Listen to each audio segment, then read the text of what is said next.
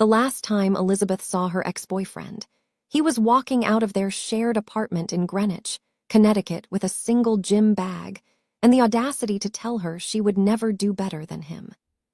That was 11 months ago.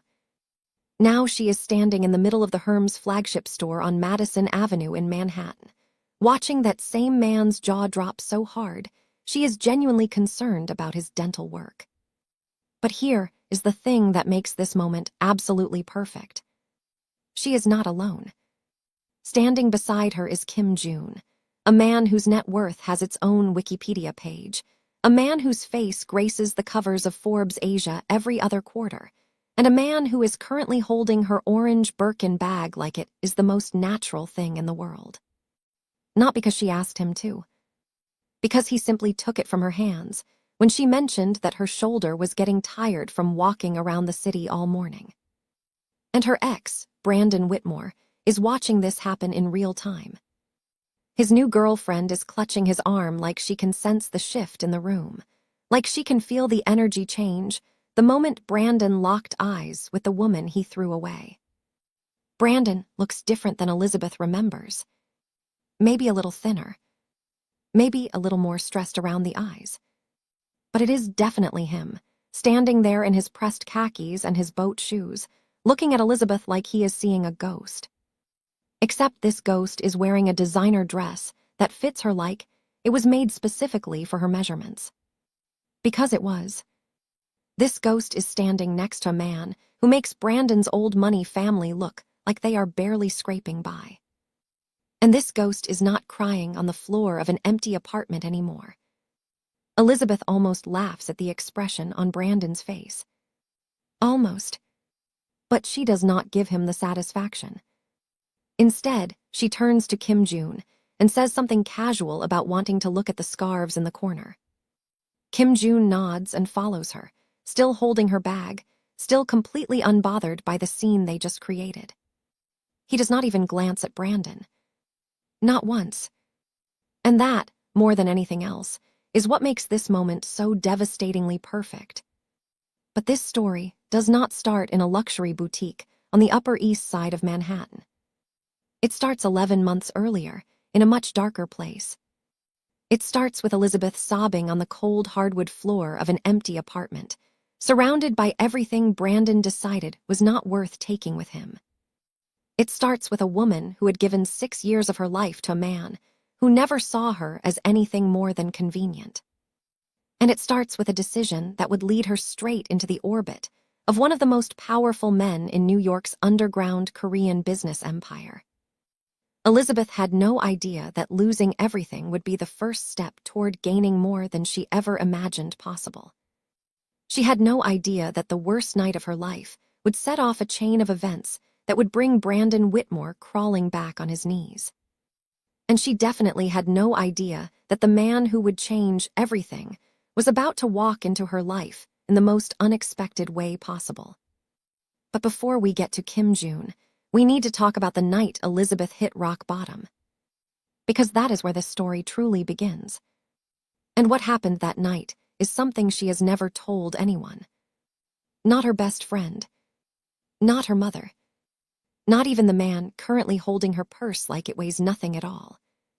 The night Brandon left, Elizabeth discovered something about herself that she had been hiding for years. She discovered that she had completely lost track of who she was. And the journey to find herself again would take her places she never expected to go. Now let me ask you something before we continue. Have you ever had someone walk out on you, only to come back begging when they saw you winning without them? If that question just triggered a memory, I want you to drop a comment below and tell me about it. And if you have not subscribed to this channel yet, hit that subscribe button right now because this story is about to get so much crazier. Trust me, you do not want to miss what happens next. 11 months before that moment in the Hermes store, Elizabeth's life fell apart in the span of 45 minutes. She had spent 6 years building a life with Brandon Whitmore. 6 years of dinners with his parents, who never quite warmed up to her. 6 years of attending events where she was the only black woman in the room and pretending she did not notice the looks. 6 years of slowly shrinking herself to fit into the mold of who Brandon needed her to be. She met him during her junior year at Columbia University. Elizabeth was studying business administration and working 2 jobs to pay for textbooks that Brandon bought without even checking the price tags. He came from old money. His family had a summer home in the Hamptons and a winter home in Aspen, Colorado. They had a name that opened doors and a legacy that stretched back generations. Elizabeth came from something different. She came from a single mother in Baltimore, Maryland, who worked double shifts as a nurse so her daughter could have opportunities she never had. She came from a 2-bedroom apartment where money was always tight, but love was always abundant. She came from a world where nothing was handed to you and everything had to be earned. Brandon had made her feel seen in the beginning. He had pursued her relentlessly, showing up at her campus job with flowers, texting her paragraphs about how different she was from everyone else he knew. He made her feel like the gap between their worlds did not matter. He made her feel like love could bridge any divide. But somewhere along the way, things started to shift. Elizabeth did not notice it at first. The comments about her hair being too big for certain events. The suggestions that she toned down her personality around his colleagues. The way he stopped introducing her as his girlfriend and started just saying her name, like her role in his life was something to be downplayed. By year 4, Elizabeth had quit her job at a consulting firm because Brandon said it was taking too much of her time. He said she did not need to work anyway. He said he made enough for both of them. He said she should focus on supporting his career, on being available when he needed her, on making their home a place he actually wanted to come back to. Elizabeth told herself it was romantic. She told herself he just wanted to spend more time with her. She told herself that sacrificing her career was a small price to pay for the life they were building together. She was wrong. The night Brandon left, it was raining. Elizabeth remembers that detail clearly. She remembers the sound of water hitting the windows of their Greenwich apartment, the one his family owned, the one she had spent 2 years decorating to feel like home. Brandon came through the door around 8 in the evening. He was carrying his gym bag. Just the one bag. Elizabeth was in the kitchen, making dinner.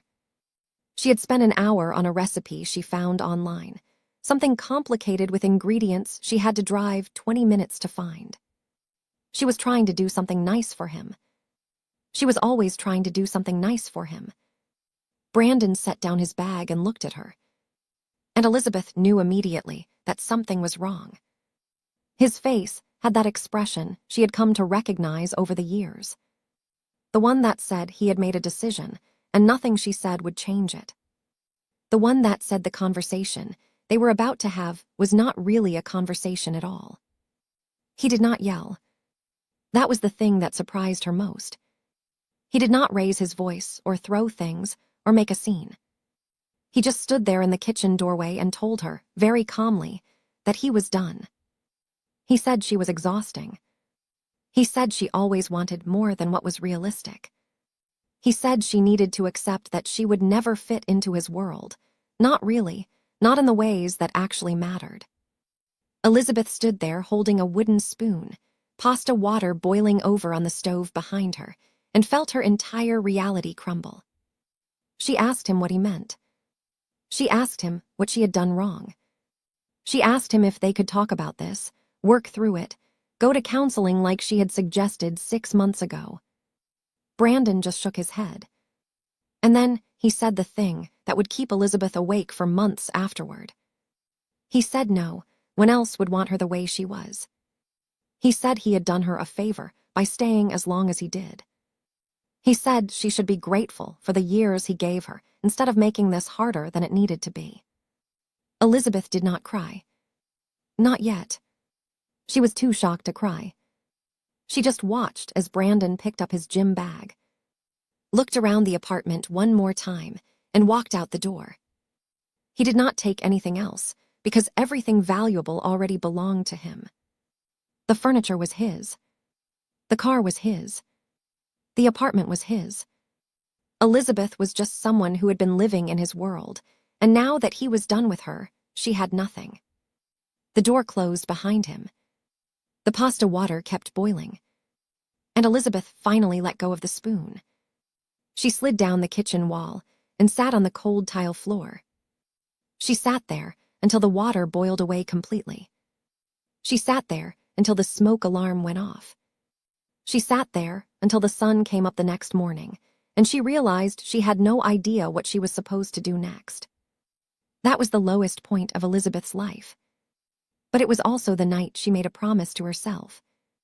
Sitting on that kitchen floor, still wearing the apron she had put on to make Brandon's favorite meal, Elizabeth decided something. She decided she would never again shrink herself to fit into someone else's vision of who she should be. She decided she would rebuild from the ground up. She decided she would find out who she actually was underneath all the years of trying to be enough for a man who never appreciated her. And she decided that if Brandon Whitmore ever crossed her path again, he would not recognize the woman she had become. What Elizabeth did not know, sitting on that cold kitchen floor, was that her transformation would begin in exactly 72 hours. And it would start with a job interview at a company she had never heard of before that morning. The company was called Hannell Holdings, and the man who ran it was about to turn her entire world upside down. Elizabeth's best friend Destiny was the one who refused to let her fall apart.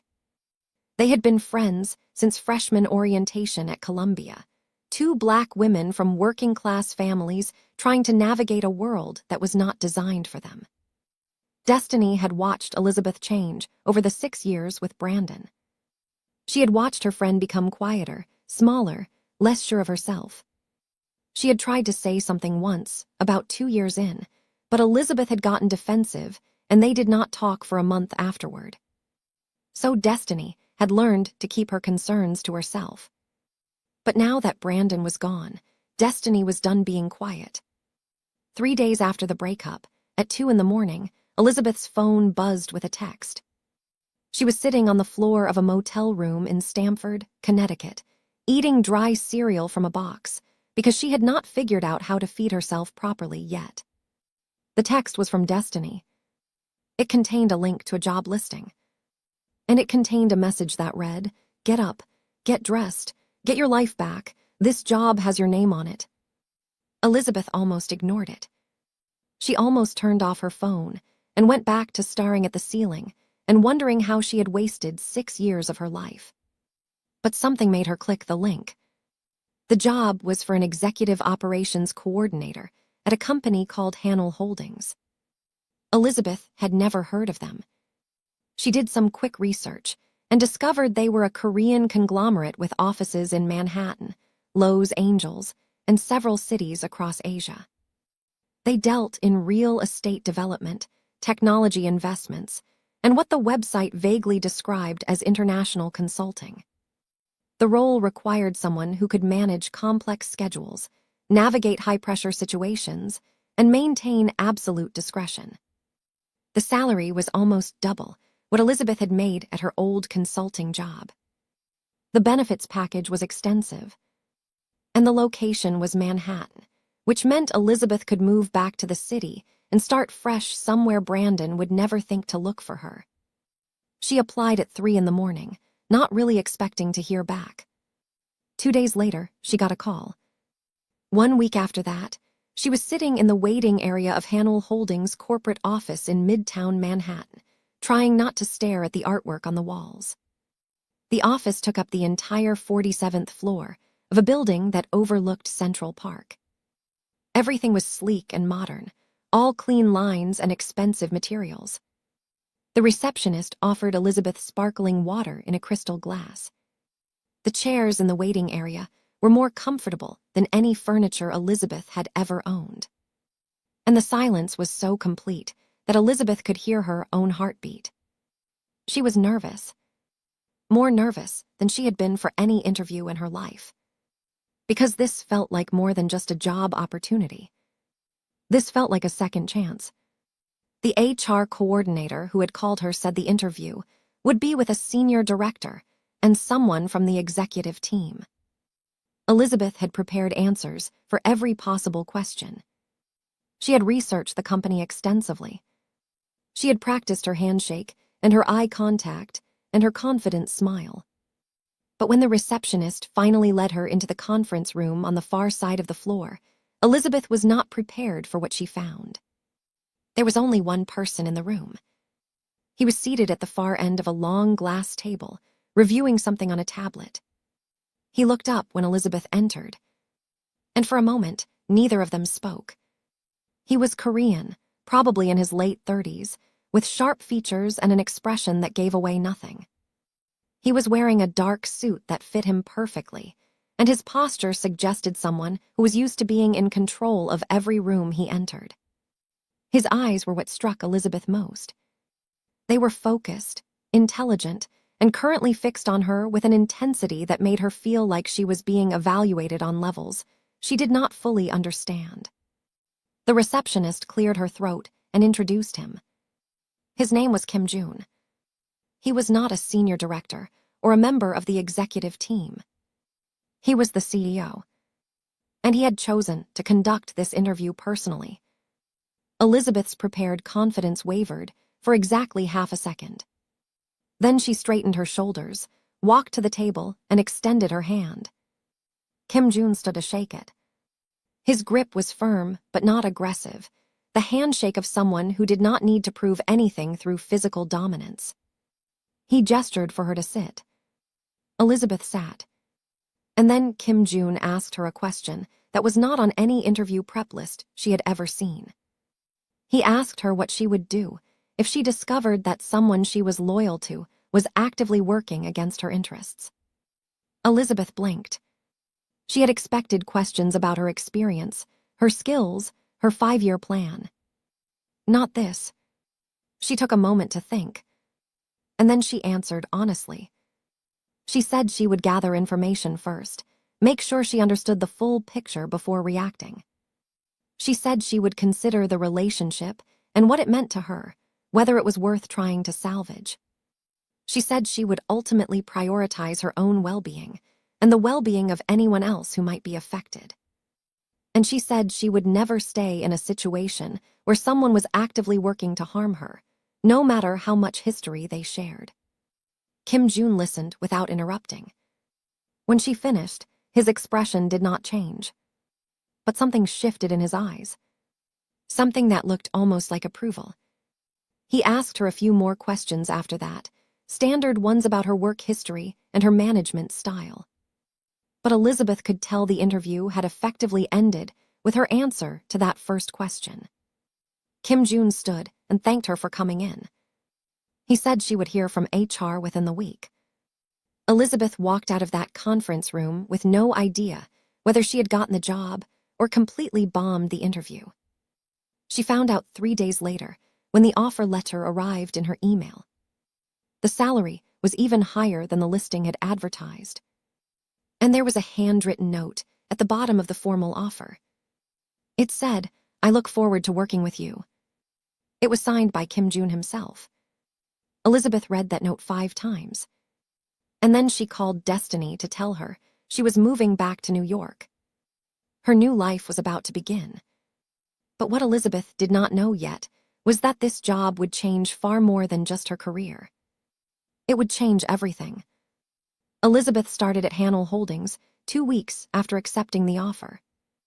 Her first day was overwhelming in the best possible way. The office was even more impressive than she remembered from the interview. Her workspace was a glass-walled office with a view of the Manhattan skyline. Her computer was top of the line. Her desk chair cost more than the monthly rent on the motel room she had been staying in. But the most overwhelming part was not the luxury. It was the realization that her job was going to be far more complex than the listing had suggested.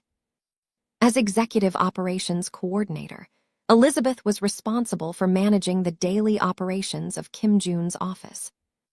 That meant coordinating his schedule, managing his communications, liaising with department heads, and ensuring that everything ran smoothly.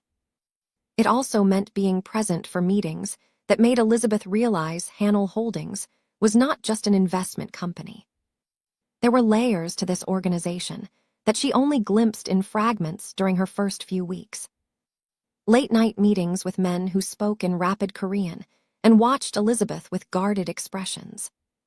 Phone calls that Kim Jun took in private, stepping out of rooms and lowering his voice. A security team that followed him everywhere, men in dark suits with earpieces who treated every stranger as a potential threat. Elizabeth was smart enough to understand that her boss was connected to something bigger than real estate portfolios and tech investments. She was also smart enough to know that asking questions she did not need answers to was a fast way to lose this job. So she focused on what she could control. She learned the rhythms of the office. She memorized the names and preferences of every key player. She anticipated problems before they became emergencies and solved issues before Kim Jun even knew they existed. Within the first month, she had earned the grudging respect of the senior team. Within the second month, she had become indispensable. And somewhere along the way, she noticed that Kim Jun had started treating her differently than he treated everyone else. It started with small things. He asked for her opinion on matters that seemed above her pay grade, like which contractor to use for a renovation project in Beverly Hills, or whether a potential business partner could be trusted. He remembered details she mentioned in passing, like her mother's favorite flowers and the name of the bakery in Baltimore that made her childhood birthday cakes. He looked at her in meetings like he was actually listening, not just waiting for his turn to speak. Elizabeth told herself not to read into it. He was her boss. She was his employee. There were lines that could not be crossed. But she could not help noticing the way his eyes followed her when she left a room. She could not help noticing the way his voice softened, just slightly, when he spoke to her directly.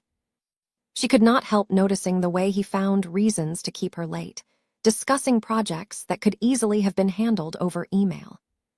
4 months into the job, Elizabeth accompanied Kim Jun to a business dinner at a private restaurant in Scottsdale, Arizona. It was her first time traveling with him for work. The dinner was with a potential partner, a man named Victor Reyes, who owned distribution networks across the Southwest. Everything was going smoothly until Victor made a comment about Elizabeth. They were between courses, discussing logistics, when Victor leaned back in his chair and looked at her with an expression that made her skin crawl. He said Kim Jun had excellent taste in assistants. He said it while his eyes traveled down her body in a way that was impossible to misinterpret. Elizabeth felt her face heat with a mixture of anger and embarrassment. She opened her mouth to respond, but before she could say anything, Kim Jun spoke. His expression did not change. His voice did not rise. But the temperature in the private dining room dropped by about 10 degrees. He said, very calmly, that Elizabeth was not his assistant. He said she was his executive operations coordinator and one of the most competent professionals he had ever worked with. He said her role was critical to the success of Hannell Holdings' North American operations. And then he said that if Victor wanted to continue this conversation, he would direct all comments about his staff through Kim Jun personally.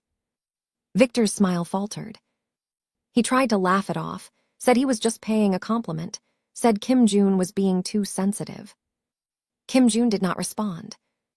He simply looked at Victor with an expression that Elizabeth had never seen before. It was cold, calculating, dangerous.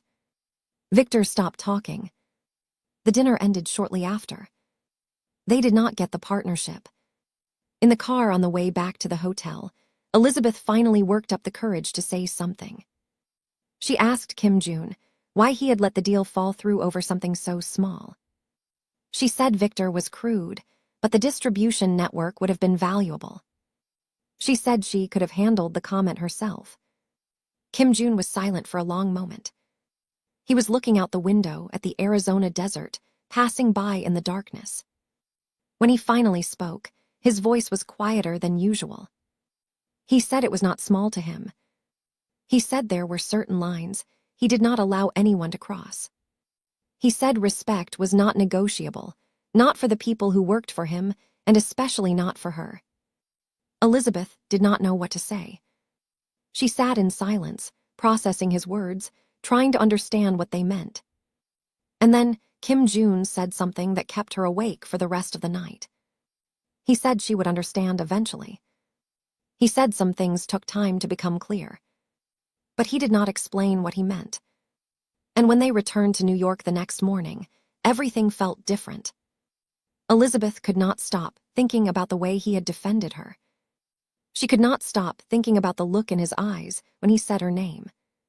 She could not stop thinking about the word he had used. Especially. Not just respect for people who worked for him. Especially not for her. What did that mean? Why was she different? Elizabeth had spent 6 years with a man who never defended her, never stood up for her, never made her feel like she mattered. And now here was someone who had risked a valuable business deal because a man looked at her the wrong way. She did not know what to do with that information. She did not know how to process the feelings it stirred up. So she did what she had always done. She buried herself in work and tried not to think about it. But some feelings refused to stay buried. And Elizabeth was about to discover that Kim June was dealing with the exact same struggle. 7 months after starting at Hanoll Holdings, Elizabeth ran into Brandon Whitmore for the first time since he walked out of their apartment. It happened on a Friday night in September. Elizabeth was at a wine bar in Tribeca with Destiny, celebrating her friend's promotion to senior manager at her accounting firm. The bar was upscale, but not pretentious, the kind of place where young professionals came to unwind after a long week. Elizabeth had chosen it specifically because it was far from Greenwich, far from the Upper East Side, far from anywhere Brandon was likely to be. But life has a way of ignoring our careful plans. Elizabeth was on her second glass of wine, laughing at something Destiny said about her new coworkers, when she felt a familiar prickle on the back of her neck. The sensation of being watched. She turned, and there he was. Brandon Whitmore, standing at the bar with a blonde woman on his arm, looking at Elizabeth like he had just seen something impossible. For a long moment, Elizabeth forgot how to breathe. Her chest tightened. Her hands started to shake. Every insecure thought she had worked so hard to bury over the past 7 months came rushing back to the surface. Every cruel word Brandon had ever spoken echoed in her head. You are exhausting. You will never fit into my world. No one else would want you the way you are. Elizabeth almost made an excuse to leave. She almost grabbed her purse and fled through the back door and spent the rest of the night crying in her apartment. But then Destiny grabbed her hand under the table and squeezed. Hard. And Elizabeth remembered who she was now. She was not the woman crying on the floor of an empty apartment. She was not the woman who had lost herself trying to be enough for someone who never deserved her. She was someone who had rebuilt herself from scratch. Someone who had earned the respect of one of the most powerful men in New York. Someone who wore clothes that actually fit her instead of hiding her body. Someone who spoke up in meetings instead of staying quiet. Someone who mattered. Elizabeth took a deep breath. She let go of Destiny's hand. And she did not look away from Brandon. She watched him whisper something to his date, watched the blonde woman's face tighten with confusion, watched Brandon make his way across the bar toward her table. He stopped a few feet away. Up close, Elizabeth could see that he did not look as polished as she remembered. There were dark circles under his eyes. His clothes, while still expensive, hung on him differently, like he had lost weight. He looked tired. He looked stressed. He looked like someone whose life was not going as well as he wanted everyone to believe. Brandon cleared his throat. He said her name like a question, like he was not sure she was real. Elizabeth did not respond. She just waited. Brandon shifted his weight. He said it was crazy running into her like this. He said she looked good. Really good. Different. He said he had been meaning to reach out, to explain, to apologize for how things ended. Elizabeth still did not respond. Destiny was watching the entire exchange with barely concealed disgust, her wine glass frozen halfway to her lips. Brandon tried again. He asked if they could talk. Just for a minute. Somewhere private. He said there were things he needed to say, things he should have said a long time ago. Elizabeth finally spoke. She said she did not think they had anything to talk about. Brandon flinched. He said he understood why she was angry. He said he deserved that. But he said things were complicated, more complicated than she knew, and he really needed her to understand. Before Elizabeth could respond, her phone buzzed in her purse. She pulled it out and looked at the screen. It was a message from Kim June. 3 words. I am close. Elizabeth's heart rate spiked for an entirely different reason. She had mentioned to Kim June earlier that she was going out with Destiny tonight. She had not expected him to show up. But apparently he was on his way. Which meant Brandon was about to meet her boss. Which meant this evening was about to get very interesting. Elizabeth slipped her phone back into her purse.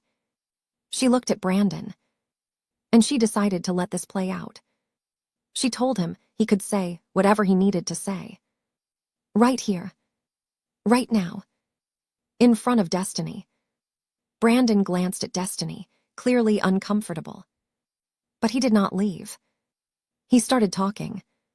He said leaving her was a mistake. He said he had not been thinking clearly, had been under pressure from his family, had let other people influence his decisions. He said he thought about her all the time. He said he missed her. He said he wanted to try again, to do things right this time, to prove that he could be the man she deserved. Elizabeth listened to every word. And she felt absolutely nothing. No anger. No sadness. No regret. Just a profound, liberating emptiness where her feelings for Brandon used to be. She was about to respond when the door to the bar opened. And Kim June walked in. Kim June moved through the crowded bar like he owned the entire building. Which, knowing his portfolio of New York real estate holdings, he actually might have. He was wearing a dark navy suit, perfectly tailored, with a white shirt open at the collar. No tie tonight. It made him look slightly less intimidating and significantly more attractive. His security detail stayed outside. Elizabeth could see them through the window, 2 men in dark suits scanning the street. Kim June spotted her immediately. His expression, usually so carefully controlled, softened just slightly when their eyes met. He walked toward her table. And Brandon, still standing there with his prepared speech dying on his lips, turned to see what Elizabeth was looking at. Elizabeth would remember the expression on Brandon's face for the rest of her life. It was a mixture of confusion, recognition, and something that looked a lot like fear. Because Brandon might come from old money, but Kim June operated on a completely different level. And everyone in that bar could sense it. The conversations around them had gone quieter. People were watching. Kim June reached the table. He did not acknowledge Brandon at all. He looked directly at Elizabeth. And he smiled. It was small, just the slightest curve of his lips. But Elizabeth had worked with him long enough to know that smile was rare. She had seen him conduct meetings with world leaders and Fortune 500 CEOs without so much as a flicker of warmth. This smile was reserved for her. Kim June asked if he was interrupting. Elizabeth said no. She said she was just catching up with an old acquaintance. The word landed exactly the way she intended. Brandon flinched. Kim June turned to look at him for the first time. The assessment was quick and thorough, the kind of look that missed nothing. Brandon, to his credit, tried to recover. He extended his hand and introduced himself. Brandon Whitmore. He said it like the name should mean something. Like the legacy behind it would impress Kim June. Kim June glanced at Brandon's extended hand. He looked at it for exactly 1 second. Then he looked back at Elizabeth and asked if she wanted to order something to eat. The dismissal was subtle. It was also devastating. Brandon's hand hung in the air for a long, painful moment. Then he lowered it. His face had gone red. Elizabeth could see the anger building behind his eyes, the wounded pride. This was not how Brandon Whitmore was used to being treated. But he was smart enough to know he was outmatched. He mumbled something about getting back to his date. He said it was good to see Elizabeth. He said they should catch up sometime. And then he walked away, moving faster than he had arrived, like he could not wait to get away from the table. Destiny burst out, laughing the moment he was out of earshot. She said that was the most satisfying thing she had witnessed in years. She said the look on Brandon's face was worth every frustrating conversation she had ever had about him. Kim June slid into the booth across from Elizabeth. His eyes were warm, but there was a question in them. He asked who Brandon Whitmore was. Elizabeth took a moment to respond. She said he was nobody. She said he was just someone she used to know, someone who did not matter anymore. Kim June nodded. He did not push for more information. He did not demand explanations or pry into her past. Instead, he asked Destiny about her promotion. He asked genuine questions and listened to her answers. He ordered a bottle of wine for the table and insisted on paying even when Destiny tried to object. Elizabeth watched him charm her best friend, watched Destiny's skepticism slowly transform into grudging approval, watched Kim June be effortlessly gracious in a way Brandon had never managed. And she felt something shift inside her, something that had been locked away for a very long time. After Destiny excused herself to go to the restroom, Kim June turned to Elizabeth. His expression was more serious now. He said he had not meant to interrupt her evening. He said he was in the area for a meeting that ended early and thought he would stop by. He said he hoped that was okay. Elizabeth said it was more than okay. She said his timing had been perfect. Kim June was quiet for a moment. Then he asked her if the man from earlier, Brandon, had ever hurt her. The question was gentle but direct. Elizabeth considered how to answer. She could lie. She could deflect. She could change the subject. But something about the way Kim June was looking at her made her want to tell the truth. So she did. She told him that Brandon had never hurt her physically. But she said there were other kinds of damage that did not leave visible marks. She said she had spent 6 years with someone who made her feel like she was not enough. She said she had lost herself trying to be what he wanted. And she said she was still figuring out how to be whole again. Kim June listened without interrupting. When she finished, his jaw was tight. There was something in his eyes that Elizabeth had not seen before. Something that looked like anger. But not at her. He said she deserved better than someone who made her feel small. He said she was extraordinary. He said anyone who could not see that was a fool. Elizabeth did not know what to say. No one had ever spoken to her like that. Certainly not Brandon. Certainly not any man she had ever known. Before she could respond, Destiny returned to the table. The moment shifted. The conversation turned lighter. But Elizabeth could not stop thinking about what Kim June had said. She could not stop thinking about the way he looked at her when he said it. And she could not stop wondering what it meant. 2 weeks after the encounter at the wine bar, Elizabeth discovered something that changed everything. It happened late on a Thursday night. Kim June was in Tokyo for a series of meetings, and Elizabeth was handling New York operations in his absence. It was a responsibility she took seriously. The office was quiet at 11 in the evening, most of the staff long gone. Elizabeth was reviewing security briefings that had been forwarded to her by accident. She was about to close the file and send it back to the correct department when a name caught her eye. Brandon Whitmore. Elizabeth's blood went cold. She scrolled through the document, her heart pounding. According to the report, Someone had been feeding proprietary information about Hanel Holdings' real estate acquisitions in San Francisco to a competitor. The intelligence leak had caused the company to lose several key properties to a rival bidder. The losses were in the tens of millions of dollars. And the trail led back to a consulting firm where Brandon was a partner. Elizabeth read the report 3 times. Her hands were shaking by the end. This was not a coincidence. Brandon was not just her ex-boyfriend who had dumped her for not being good enough. He was actively trying to undermine the company she worked for. The company run by the man she was falling for.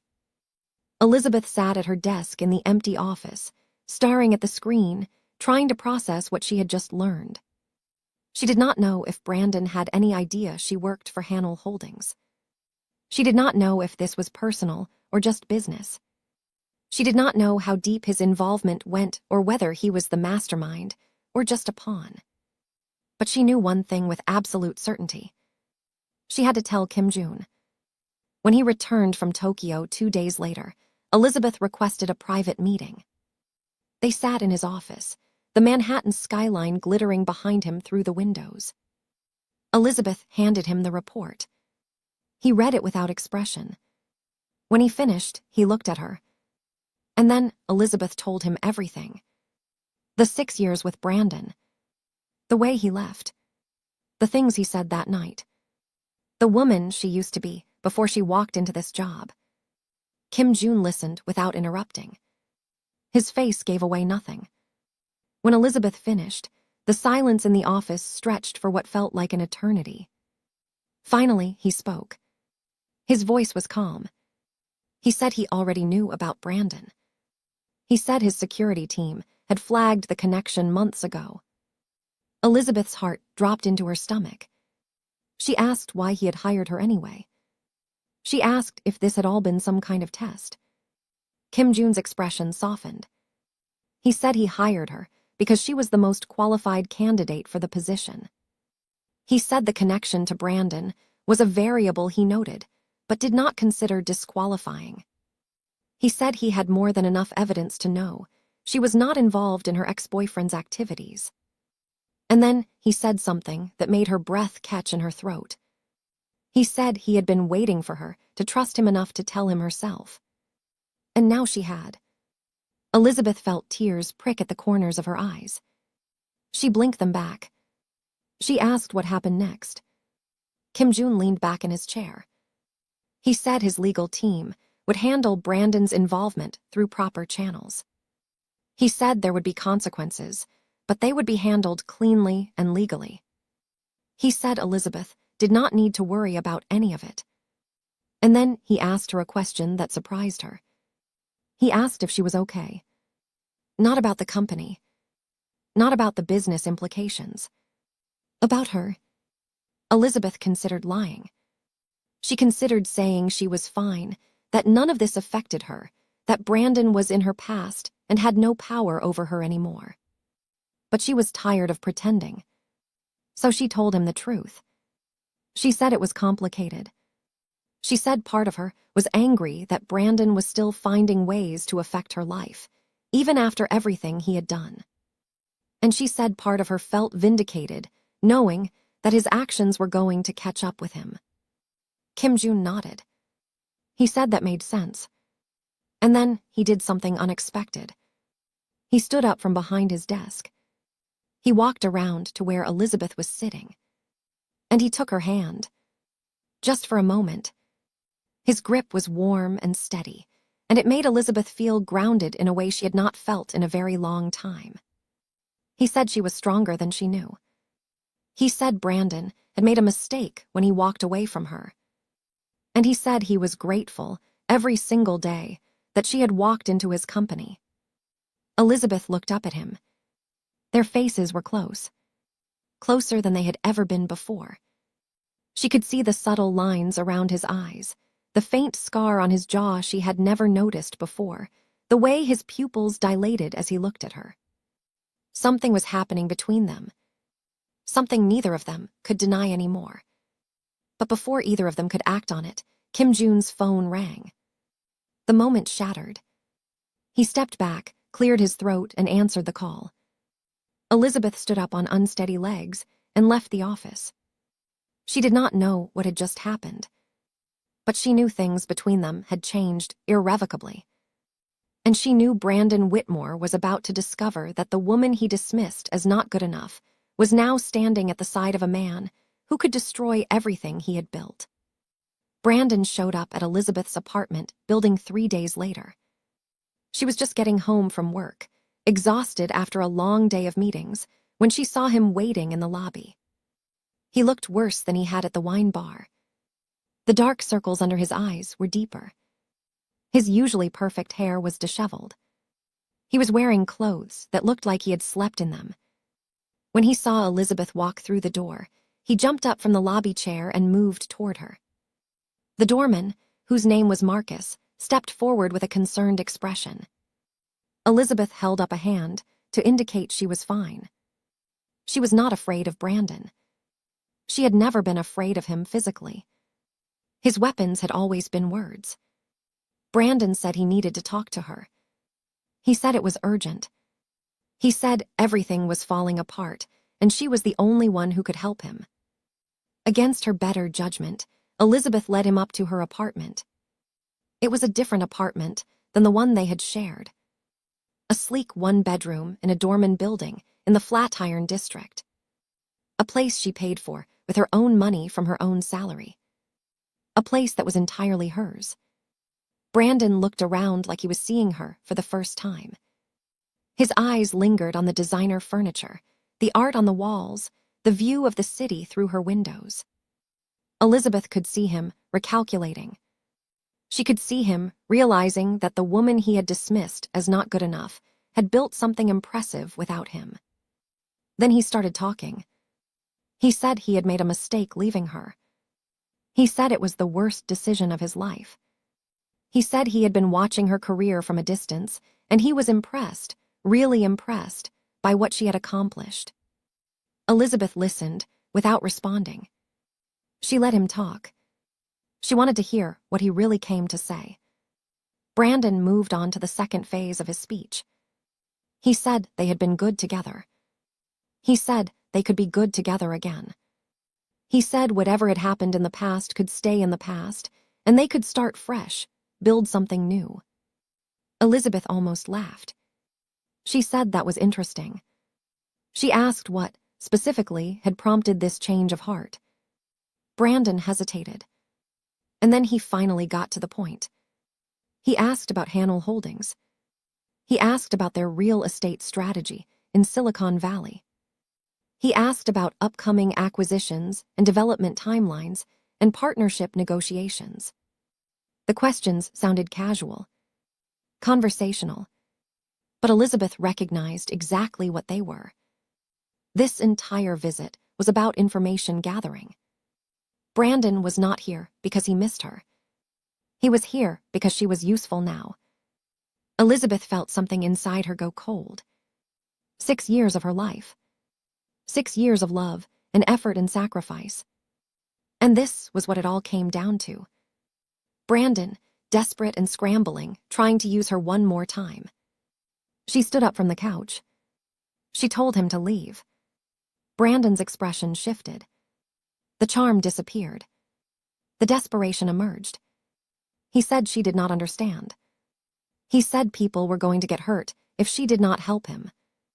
He said the people she worked for were not who she thought they were. He said she was in over her head, and she needed to listen to him for once. Elizabeth walked to her front door and opened it. She pointed to the hallway. Brandon did not move. His face had gone red with frustration. He said this was not over. He said she was going to regret this. He said he had connections, too, people who could make her life very difficult if she did not cooperate. Elizabeth looked at him, and for the first time since he arrived, she smiled. She told him his connections were about to become significantly less helpful. She told him she knew exactly what he had been doing. And she told him if he contacted her again, she would make sure every regulatory agency in the country knew about it too. Brandon's face went pale. He opened his mouth to respond. But Elizabeth was done listening. She said he had 30 seconds to get out of her apartment before she called security. Brandon left. He did not look back. The door closed behind him. And Elizabeth stood in her hallway, shaking with adrenaline, feeling more powerful than she had in years. What she did not know was that Kim Jun's security team had been monitoring her building since the report surfaced. They had seen Brandon arrive. They had alerted Kim Jun. And he was already on his way. Kim Jun arrived at Elizabeth's apartment 40 minutes after Brandon left. He did not call first. He did not text. He simply showed up at her door. When Elizabeth opened it and saw him standing there, still in his work clothes with his tie loosened, she realized she was still shaking. Kim Jun saw it too. Without a word, he stepped inside. He closed the door behind him. And then he asked what happened. Elizabeth told him everything. Every word Brandon said. Every question he asked. Every veiled threat hidden beneath his polished veneer. Kim Jun listened without interrupting. His expression grew harder as she spoke. By the time she finished, his jaw was tight with barely contained anger. But his voice remained calm. He asked if Brandon had threatened her. Elizabeth said he implied there would be consequences if she did not cooperate. Kim Jun nodded once. He pulled out his phone and sent a brief message to someone on his team. Then he put the phone away and looked at her. He said Brandon would not bother her again. He said he would make sure of it. He said she did not need to worry about anything. Elizabeth believed him.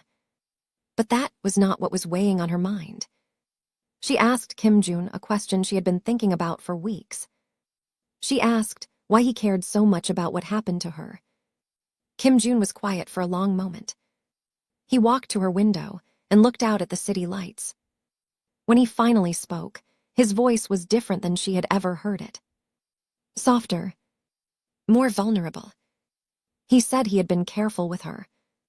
He said he had tried to maintain professional boundaries because he did not want to complicate her life. He said he knew his world was not simple. He said getting close to him came with risks, exposure, danger, a constant lack of privacy. But then he turned from the window. He looked at her directly.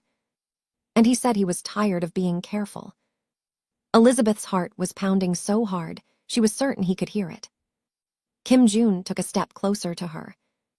He asked her if she felt what he felt. He asked her if she had been thinking about this as much as he had. He asked her if she was afraid. Elizabeth answered each question in order. Yes. Yes. And no. She said she was not afraid. She said she had spent too much of her life being afraid. She said Brandon had made her small, had made her doubt herself, had made her believe she was not worthy of being loved. But she said working for Kim Jun had changed that. She said he had shown her what it looked like to be respected. She said he had reminded her what she was worth. And she said she was done pretending she did not have feelings for him. Kim Jun crossed the remaining distance between them. He stood close enough that Elizabeth could feel the warmth radiating from his body. He lifted one hand and brushed a strand of hair away from her face. His touch was gentle, almost reverent. He asked if he could kiss her. Elizabeth did not hesitate. She said yes. And then Kim Jun did something he had clearly been holding back for months. He kissed her. It was not desperate or aggressive. It was steady and certain, like everything he did. His lips moved against hers with confidence, claiming her attention completely. Elizabeth's hands found the lapels of his suit jacket. She pulled him closer. And for a long, perfect moment, nothing else existed. Not Brandon. Not the complications of their professional relationship. Not the dangers of Kim Jun's world. Just the two of them, finally admitting what they had been fighting for so long. When they finally pulled apart, Kim Jun rested his forehead against hers. His breathing was slightly uneven. So was hers. He said he wanted to be with her. He said he would do whatever it took to make her feel safe and valued and loved. He said she deserved everything Brandon never gave her and more. Elizabeth felt tears slip down her cheeks. Happy tears. For the first time in as long as she could remember, she felt like she was exactly where she was supposed to be. But what neither of them knew was that Brandon Whitmore had just made a phone call. A desperate, last-ditch effort to save himself. He had reached out to his partners at the consulting firm. He had told them about Elizabeth. He had told them about her access to Hannell Holdings.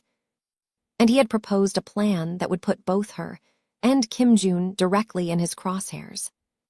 The next 48 hours were about to change everything. Brandon's plan unraveled faster than he anticipated. What he did not know was that Kim June had been building a case against the consulting firm for months.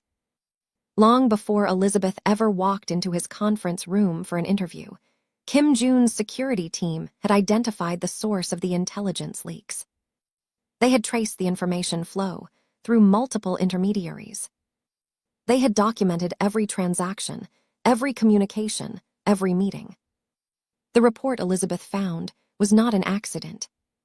It was left where she could find it intentionally. A test to see how she would respond. When Elizabeth chose transparency, when she brought the information directly to Kim June instead of hiding it, she proved exactly what he had suspected about her character. She was someone who could be trusted. Someone who prioritized integrity over self-preservation. Someone worth protecting. And now, with Brandon's desperate visit to her apartment documented and recorded by building security, the case was complete. Kim June's legal team worked with federal investigators to present the evidence.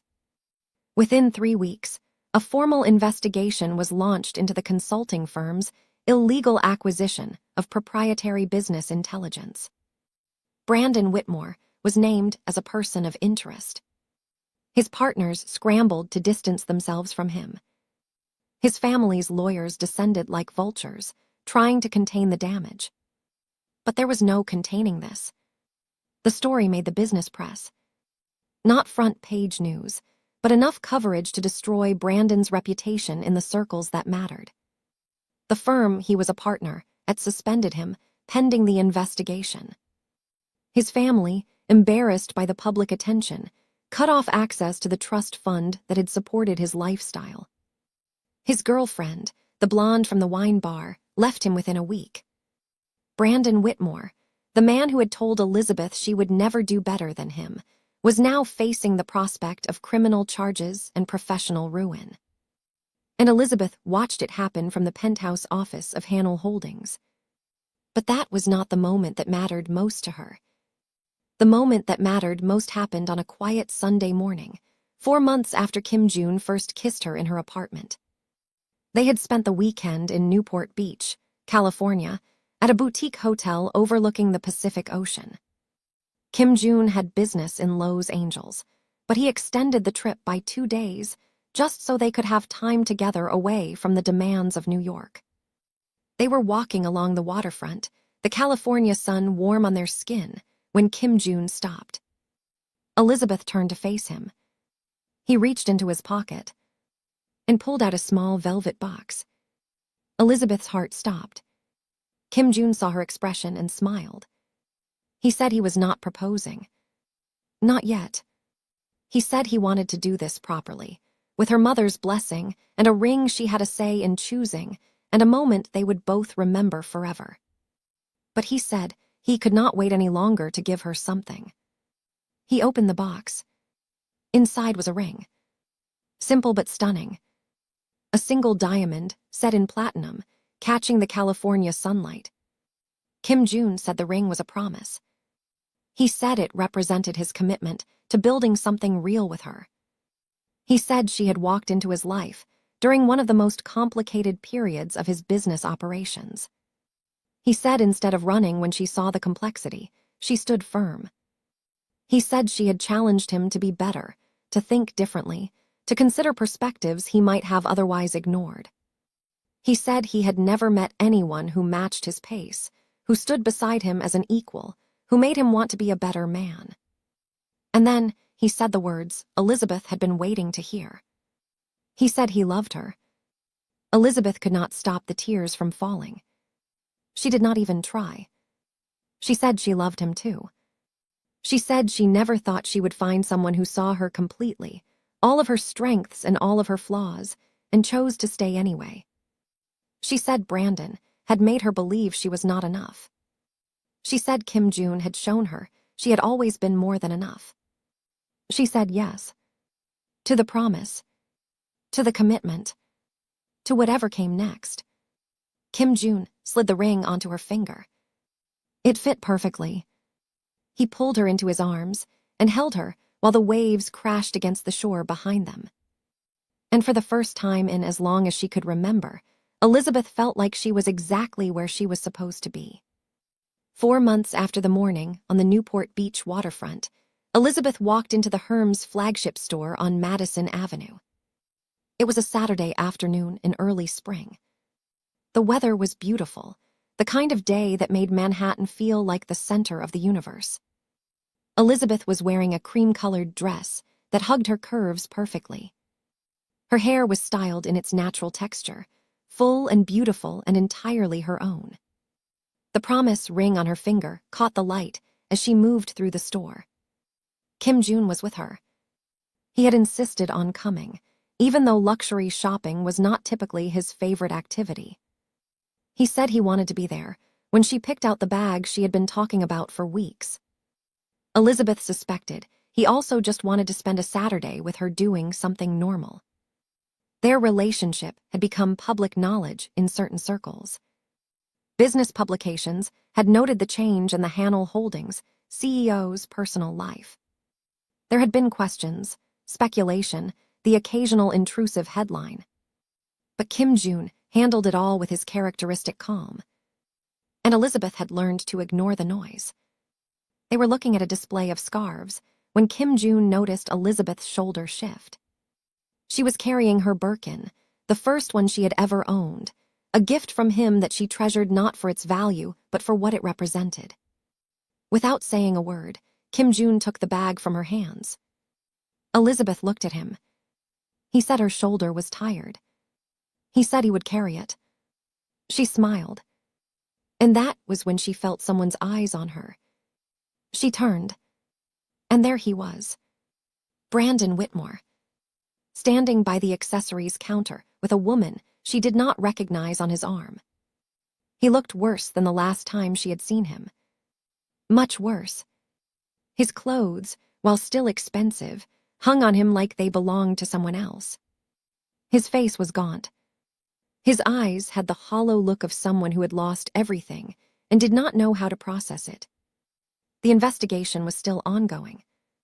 The last Elizabeth heard, Brandon was negotiating a plea deal to avoid jail time. His career was over. His family name was tarnished. His future was a shadow of what it used to be. And now here he was, in the same store as the woman he had thrown away, watching her stand next to a man who valued her more than Brandon ever had. Elizabeth saw the exact moment Brandon recognized Kim June. His face went pale, then red, then pale again. He started to move toward them. His date, sensing something was wrong, tried to hold him back. But Brandon shook her off. He crossed the showroom floor. He stopped a few feet away from Elizabeth and Kim June. His mouth opened. Closed. Opened again. Elizabeth waited. Finally, Brandon spoke. His voice was rough. Broken. He said she looked good. He said he had heard about the two of them. He said he just wanted to apologize for everything, for the way he treated her, for the things he said, for all of it. He said he was sorry. He said he hoped she was happy. He said she deserved to be happy. Elizabeth looked at him. She saw the remnants of the man she had loved for 6 years. The charm that had drawn her in. The insecurity that had driven him to tear her down. The weakness that had allowed him to throw her away. And she felt nothing. Not anger. Not satisfaction. Not even pity. Just peace. She told him she accepted his apology. She told him she hoped he found whatever he was looking for. And then she turned away. Kim June leaned down and murmured something in her ear. Something about the scarf she had been admiring earlier. Something normal and mundane and wonderful. Elizabeth smiled.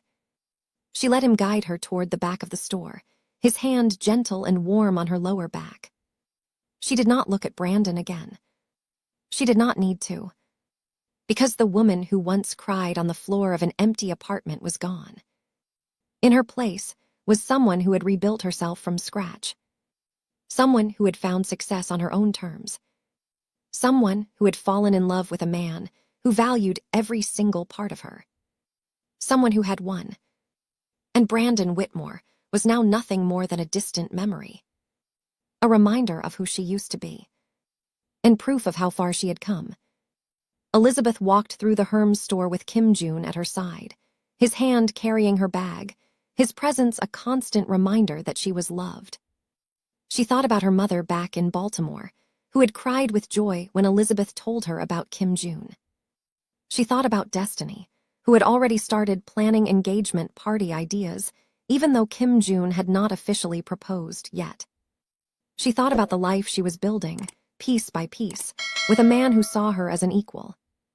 She thought about everything she had overcome to get here. And she smiled. Because this was her victory. This was her redemption.